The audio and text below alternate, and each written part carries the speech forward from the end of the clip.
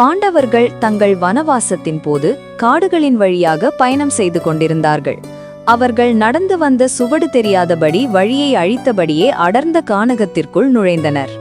அங்கே பல சாகசங்களும் சோதனைகளும் அவர்களுக்கு காத்திருந்தன. அவற்றில் முக்கியமான ஒன்று மனிதர்களை உணவாக உட்கொள்ளும் இடிம்பன் என்ற ராட்சசனின் கண்ணில் அவர்கள் பட்டதுதான். இடிம்பன் பாண்டவர்களையும் அவர்களின் தாயார் குந்தியையும் விழுங்கிவிட திட்டமிட்டான். ஆனால் பீமன் ராட்சச இடிம்பனுடன் கடுமையான சண்டையில் ஈடுபட்டான். பீமனின் அபார பலத்திற்கு முன் இடிம்பனால் நிற்க முடியவில்லை. இறுதியில் பீமன் இடிம்பனை கொன்றான். இடிம்பனின் சகோதரி இடும்பி இந்த சண்டையை அருகிலிருந்து பார்த்து கொண்டிருந்தாள். பீமனின் வலிமையையும் வீரத்தையும் கண்ட அவள் உடனடியாக அவன் மீது காதல் கொண்டாள். இடும்பி ஒரு ராட்சசி என்றாலும் அவள் காட்டிலேயே வாழ்ந்திருந்தாள். அவள் சற்று நாகரிகமான தோற்றம் பெற விரும்பினாள்.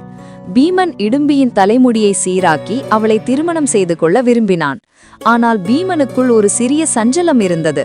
தனது மூத்த சகோதரன் யுதிஷ்டிரனுக்கு இன்னும் திருமணம் ஆகவில்லையே என்ற எண்ணம் அவனது மனதில் ஓடியது.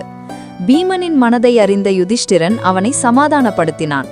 மூத்த சகோதரன் முதலில் மணமுடிப்பதுதான் வழக்கம்.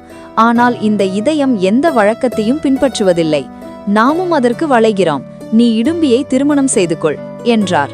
மற்ற பாண்டவர்கள் யாரும் இடும்பியிடம் எந்த விதத்திலும் சம்பந்தப்பட நினைக்கவே இல்லை.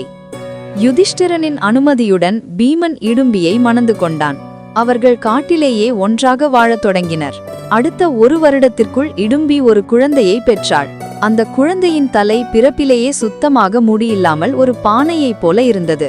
அவர்கள் அந்த குழந்தைக்கு கடோத்கஜன் என்று பெயரிட்டனர். கடம் என்றால் பானை, உத்கஜன் என்றால் தலைமுடி இல்லாதவன். பெருமுருவத்துடன் பிறந்த கடோத்கஜன் மிக வலிமையான வீரனாக வளர்ந்தான். தனது தந்தையைப் போலவே அவன் மிக பெரிய பலசாலியாகவும் மாயசக்திகர் கொண்டவனாகவும் இருந்தான். பின்னர் நடந்த மகாபாரத போரில் கடோத்கஜன் பாண்டவர்களுக்கு பெரும் பக்கபலமாக இருந்து அசுர சக்திகளுக்கு எதிராக வீரத்துடன் போரிட்டான். அவனது வீரமும் தியாகமும் மகாபாரதத்தில் ஒரு முக்கிய அத்தியாயம்.